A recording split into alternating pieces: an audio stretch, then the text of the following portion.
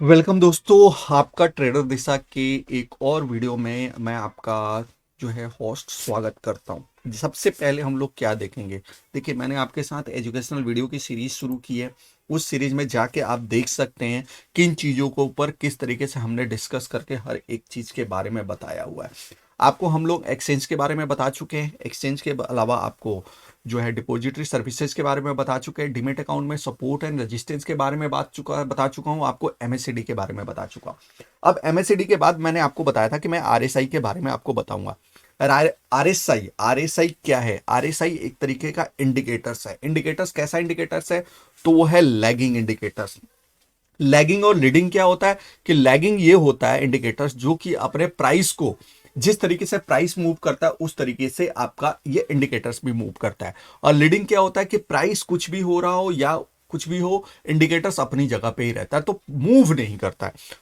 इन चीजों को अगर और भी ज्यादा डिटेल में आप सीखना चाहते हैं तो आप चैनल को सब्सक्राइब कीजिए, साथ में वीडियो देखिए। और देखिए, ये जब आप वीडियो देख लेंगे ना, उसके बाद मुझे मेरा पर्सनल ओपिनियन ये है कि आप उसके बाद ना आपको किसी और वीडियो देखने की जरूरत नहीं पड़ेगी।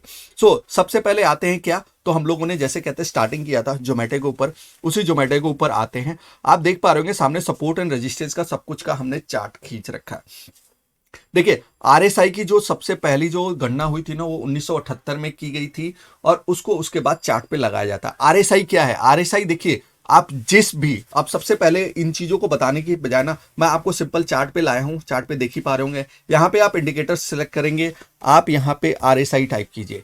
आरएसआई जैसे ही टाइप करेंगे आपको ये आ रहा है रिलेटिव स्ट्रेंथ इंडेक्स। इसको आप क्लिक करके ऐसे स्टार बना के देख सकते हैं और इसको चार्ट पे लगा लीजिए।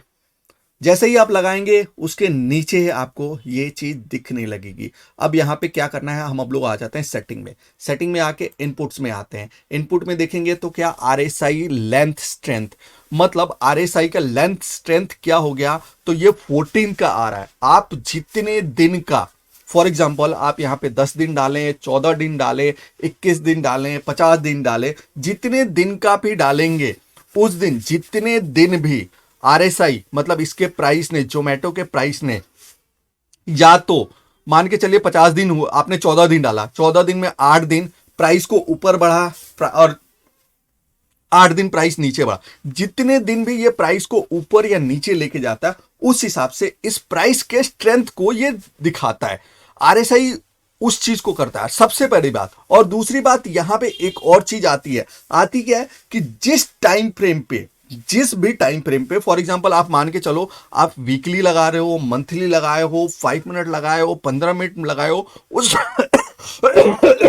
सॉरी, वीकली मंथली जो भी आपने लगाया हुआ है चार्ट पे, जिस भी चार्ट पैटर्न पे आप प्राइस को लेके कर रहे हैं, जिस कैंडल स्टिक पे जो पैटर्न पे आप कर रहे हो, उस प्राइस को वो दर्शाता है, ना कि आपके दूसरे प्राइस को। हाँ, यहीं पे देखिए, आपको मैंने ये सारी चीजें आपको बता दी है। यहां पे आरएसआई में क्या होता है, 3 तरह की लाइनें आपको दिखती हैं। एक, आपको आरएसआई हमेशा दिखिएगा, पहला चीज क्या मैं आपको आरएसआई बता रहा हूं, 0 से 100 के बीच में ही होता है। ना इसके ऊपर हो सकता है आरएसआई, ना इसके नीचे हो सकता है।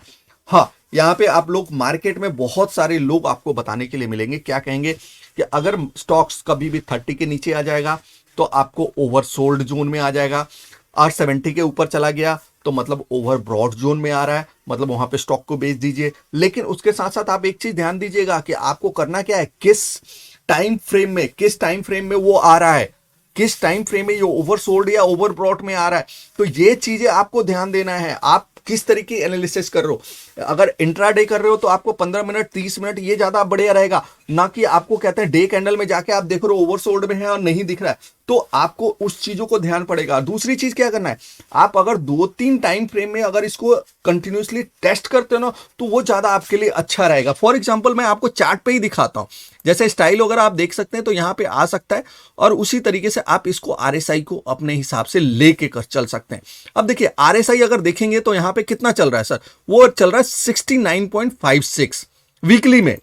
अब मैं आ जाता हूं, इसको मैं चेंज करता हूं आपके सामने ही डे पे आते हैं, क्या होता है देखिए यहां पे 60.91, मतलब क्या हुआ, ये टाइम फ्रेम चेंज होते ही इसने चेंज कर दिया।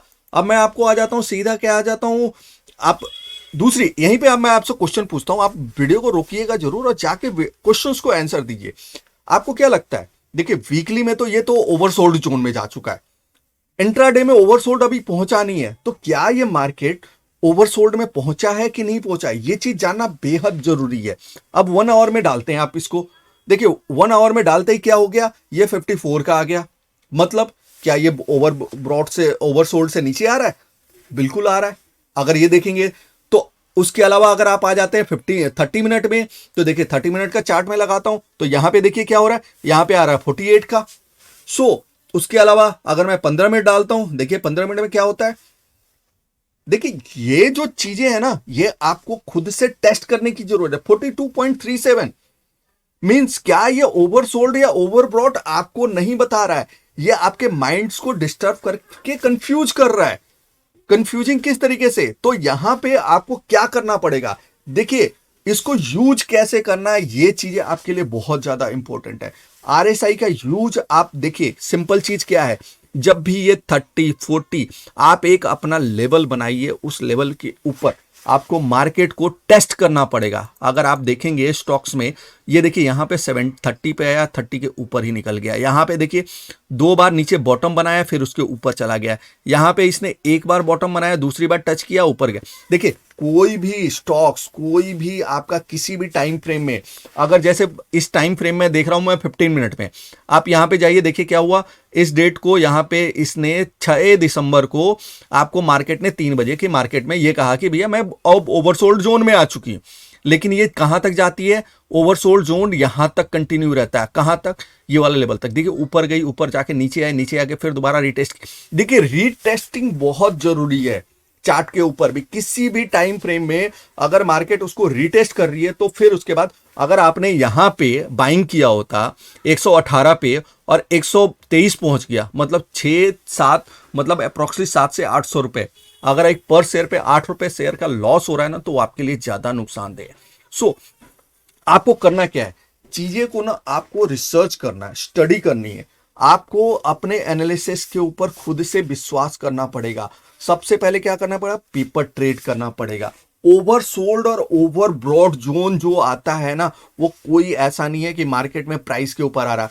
अगर आप वीकली में देख रहे हैं ओवरसोल्ड आ रहा है, डेली में देख रहे हैं ओवरसोल्ड आ रहा है, आपको कहते हैं 30 मिनट में देख रहे हैं ओवरसोल्ड आ रहा है। तो ये क्या हो गया ना कि अगर आप 5 टाइम फ्रेम में यूज कर रहे हैं, 5 में से आपका 3 बता दिया कि नहीं ओवरसोल्ड में है, तो आपको ये तरीके से ये इंडिकेट कर रहा है कि नहीं अब मैं ओवरसोल्ड जोन में आ रहा हूं। तो आपको मेच्योरिटी के साथ जाना है, आपको सिंगल किसी टाइम फ्रेम में लेके ट्रेड नहीं करना है।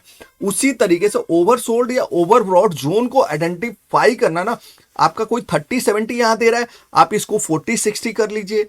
40-60 नहीं करना है, 80-20 कर लीजिए। तो ये आपका खुद का एडजस्टमेंट होगा। किस तरीके से आप एडजस्टमेंट करोगे, क्या नहीं करोगे, ये आपके ऊपर दिखता है। साथ के साथ मैं आपसे क्या बोलूंगा, उसके अलावा इसमें देखिए मैं आपको कई सारे वीडियो देता रहता हूं कि आप MACD सीखिए, फिर उसके बाद आपको मैं बताऊंगा कैंडलस्टिक के ऊपर बताऊंगा, और सारे इंडिकेटर्स के ऊपर भी बताऊंगा मैं। तो इन इंडिकेटर्स को सीखना बेहद जरूरी है। सीखने के साथ, जैसे अब मैंने आपको बताया आरएसआई का, अब आरएसआई के साथ क्या हम MACD को यूज कर सकते हैं? देखिए यहां पे आते हैं हम लोग, मूविंग एवरेज जो कन्वर्जन आपको मैंने वीडियो बनाया हुआ है, नहीं देखा हुआ है तो आप जाके अभी जाके देखिएगा इस वीडियो के अंत होने के बाद। अब देखिए मैं इसको क्लोज करता हूं, MACD ये देखिए यहां पे आप, ये क्या कर रहा है, इसने लाइन को क्लोज दिया, इसमें यहां पे 50 पे है और 50 पे बाद वहां पे क्लोजिंग दे रहा है। ये देखिए ये टॉप पे पहुंच गया, इसने यहां पे दिया, यहां के बाद ये यहां दिया, तो मतलब ये यहां पे क्रॉस चेक कर रहा है। यहां से आप ट्रेड बना सकते थे, कहां से, तो 135-40 से। तो ये चीजें आपके लिए बेहद जरूरी है। यहां पे अब ये चीजें 2-3 चीजें, आप 2 इंडिकेटर्स 3 इंडिकेटर्स अपने हिसाब से मेच्योरिटी लेके चलिए, तभी जाके आप चीजों को सीख सकते हैं।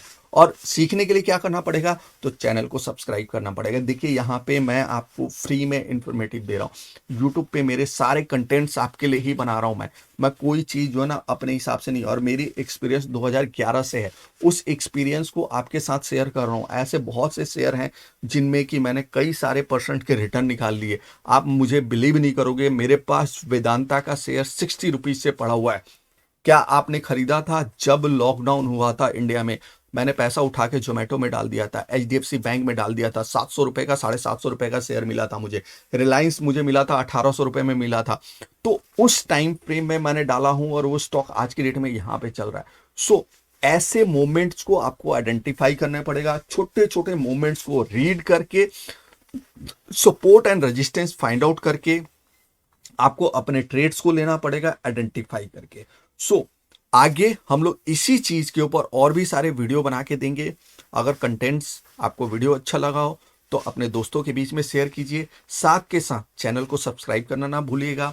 आगे और भी ज़्यादा ऐसे ही अच्छे से अच्छे एजुकेशनल वीडियो मैं आपके साथ शेयर करता रहूँगा।